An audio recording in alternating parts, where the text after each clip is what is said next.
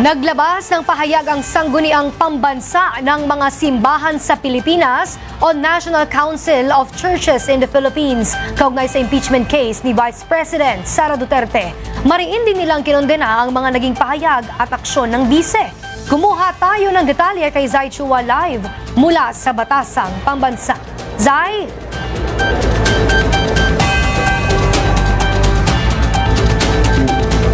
Princess, suportado ng National Council Churches of the Philippines ang Kamara na i-impeach si Vice President Sara Duterte. Samantala, nanawagan naman ang Archdiocese of Manila ng panalangin para sa pambansang pagkakaisa.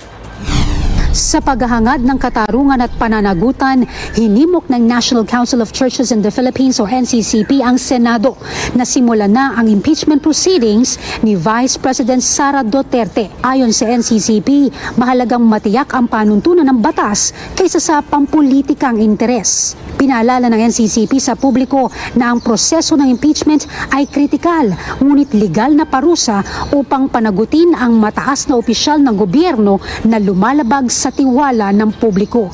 Naniniwala ang NCCP na sa pamamagitan ng pagpapanagot sa mga opisyal dahil sa pang-aabuso sa kapangyarihan, napapatibay nito ang transparency at hustisya sa bansa. Umapila rin sila na patuloy na manalangin para sa bayan at maghangad ng patas at matuwid na proseso at resulta ng impeachment.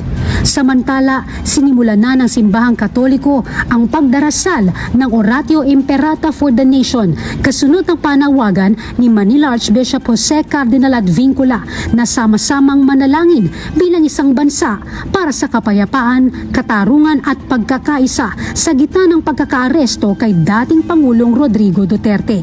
Hiniling ng Arsobispo na manalangin at lumapit sa mahal na Birheng Maria para sa kanyang patnubay at proteksyon sa publiko.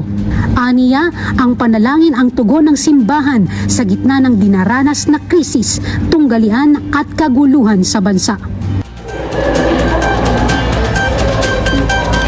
Live mula dito sa Kamara para sa totoong balita sa Bagong Pilipinas. Zai Chua, Congress News. Maraming salamat, Zai Chua, nag-uulat live mula sa Batasang Pambansa.